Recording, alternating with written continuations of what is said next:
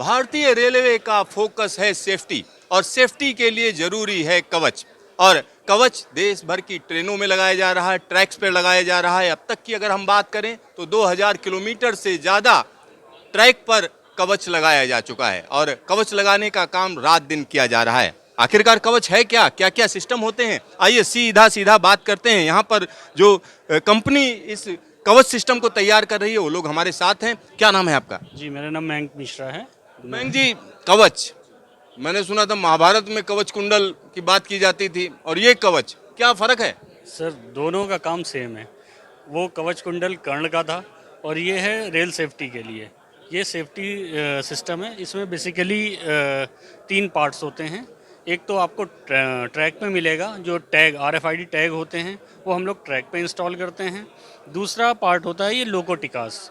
ये हम लोग लोको के अंदर, मतलब इंजन के अंदर लगाते हैं। ये पार्ट इंजन के नीचे साइड में ये आपका लगता है, ये RFID टैग रीडर है। जो आप ट्रैक पे टैग लगाते हैं उसको ये रीड करता है। मतलब रेडियो फ्रिक्वेंसी का इस्तेमाल किया जाता है? जी, RFID रेडियो फ्रिक्वेंसी का ही इस्तेमाल करते हैं।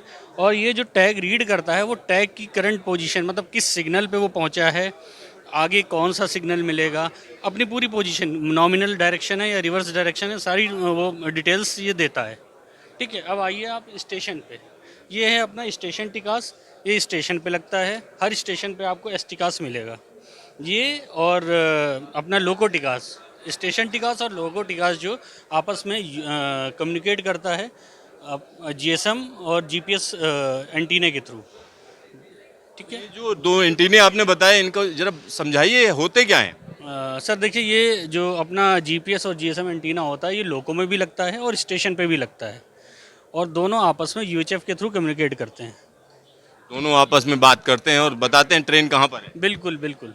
अच्छा, ये जब सिस्टम की हम बात कर रहे हैं तो ये कवच एक जगह पर मौजूद रहता है, यानी ये सिस्टम स्टेशन के अंदर रहता स्टेशन में रिले रूम में ये लगाया जाता है, जिसमें जो EI है या RRI है उसकी सारी बिट्स हम लोग, जो ज़रूरी बिट्स होती हैं, जैसे सिग्नल की हो गई, ट्रैक की हो गई, पॉइंट की हो गई, कि कौन सी बिग बिट जो है पिकअप है या ऑफ है, वो सारी बिट्स जो हैं हम लोग अपने टिकास में डालते हैं EI के थ्रू। EI से हम लोग बिट लेके कवच में देते हैं और वो फिर डिसाइड करता है कि हाँ, आगे ये हम लोग को ये सिग्नल मिल रहा है तो हम लोगों को किस मूवमेंट अथॉरिटी, मतलब ट्रेन की जो स्पीड कंट्रोल है वो भी ऑटोमेटिक होगी इस कवच के थ्रू। है।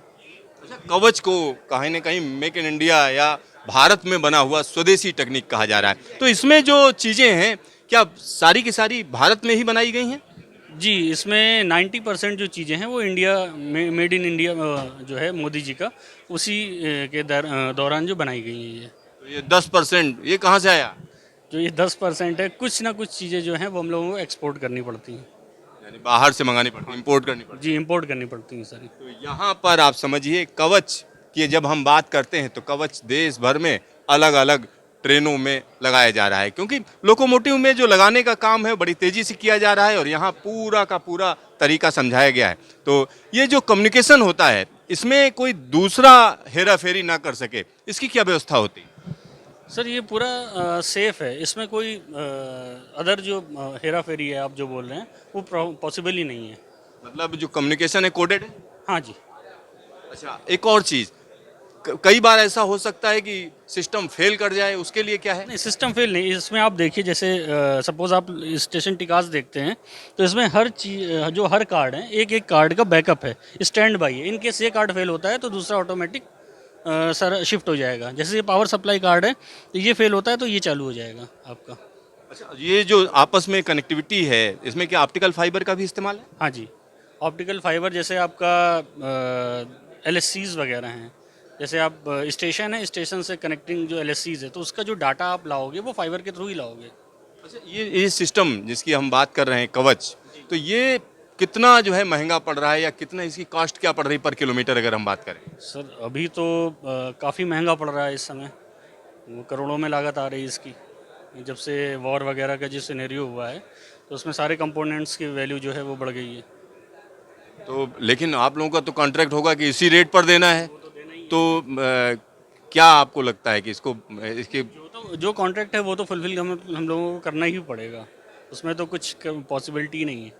क्योंकि वो ईपीसी जो भी कॉन्ट्रैक्ट्स हैं ईपीसी कॉन्ट्रैक्ट्स हैं कि हम लोगों को सपोज़ अगर 100 रुपये में कोई चीज़ करनी है तो आपको 100 रुपये ही मिलेंगे, आप उसमें वेरिएशन नहीं करा सकते हो। नहीं, लेकिन जब कीमत अगर मान लिया 100 रुपए की आपने बिड किया, लेकिन आज कीमत अगर 200 रुपए हो जाए तो अभी क्या लागत निकल रही नहीं निकल रही? अभी तो लागत फ़िलहाल नहीं निकल रही है इसमें। लागत नहीं निकल रही, तो कैसे होगा ये कवच का काम? बिल्कुल होगा। देखते हैं कंपनी जो है हायर अथॉरिटीज़ जो हैं वो रेलवे बोर्ड से बात करेंगी और उनको कन्विंस करेंगी कि भाई इतना महंगाई हो रही है तो कुछ ना कुछ आगे कॉस्ट में कितना फर्क पड़ा है अभी? 20 to 30% फ़र्क पड़ा है। और जैसे फाइबर की बात करें तो उसमें तो 100% से ऊपर जो रेट है वो चला गया है। कितना बड़ा कॉन्ट्रैक्ट है आपके पास? अभी तो क्वाड्रेंट के पास जो है वो WCR का 1067 किलोमीटर है और ECR में हम लोगों को 2 प्रोजेक्ट्स मिले हुए हैं, 502 और 607 किलोमीटर का। और लोको जो हम लोगों को करने हैं वो 800 लोको जो है वो करने हैं क्वाड्रेंट को। मतलब लोको में जो सिस्टम लगाया जाता है वो भी आपको महंगा पड़ रहा है, जो जमीन पे लगाया जा रहा है वो भी महंगा पड़ रहा बिल्कुल। है। तो काम कैसे होगा? अगर मान लिया आपकी कॉस्ट नहीं निकल रही तो कैसे करेंगे? नहीं, जो नए टेंडर्स आ रहे हैं उसमें रेलवे जो है रेट बढ़ा के ही दे रही है। आपका अभी काम कितना पूरा हुआ है? अभी तो हम लोग अप्रूवल फेज पे हैं। जस्ट जुलाई लास्ट या जुलाई मिड में हम लोगों को अप्रूवल मिल जाएगा RDSO साइड से, तब हम लोगों का काम स्टार्ट होगा। अभी तो सर्वे वगैरह हम लोगों ने स्टार्ट करके उसको कंप्लीट कर दिया है। कवच के लिए क्या और किया जाना चाहिए? जो आपका अनुभव है उसके आधार पर आप क्या कहेंगे, क्या और किया जाना चाहिए जिससे ये काम तेजी से हो सके? अभी तो तेज़ी से ही चल रहा है। माननीय अश्विनी वैष्णव भी इसको रेगुलर फॉलोअप रेलवे बोर्ड जो है वो कर रहा है, तो मुझे तो लगता है कि प्रॉपर उसमें चल रहा है अभी। मयंक जी, आपका ढेर सारा धन्यवाद ये तमाम जानकारी देने के लिए। Thank you. यहाँ पर आप समझिए, बहुत से लोग सोच रहे होंगे कि आखिरकार यह पूरा का पूरा प्रोजेक्ट कब तक पूरा होगा। और यहाँ की अगर हम बात करें तो ये सिस्टम कहीं ना कहीं लोको में लगाया जाता है, यह चलता फिरता सिस्टम है और यह स्टेशन का सिस्टम है। साथ ही साथ ट्रैक की अगर हम बात करेंगे तो RFID टैग्स लगाए जाते हैं जो ट्रैक पर लगे होते हैं। जैसे जैसे ट्रेन आगे बढ़ती है वैसे वैसे एक एक टैग को पढ़ती हुई वो आगे चलती चली जाती है, स्टेशन को बताती है कि उसकी लोकेशन क्या है।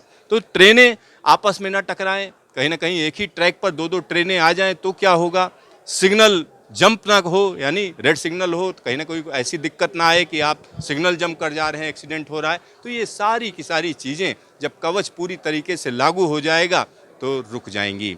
Siddharth, news station, Delhi.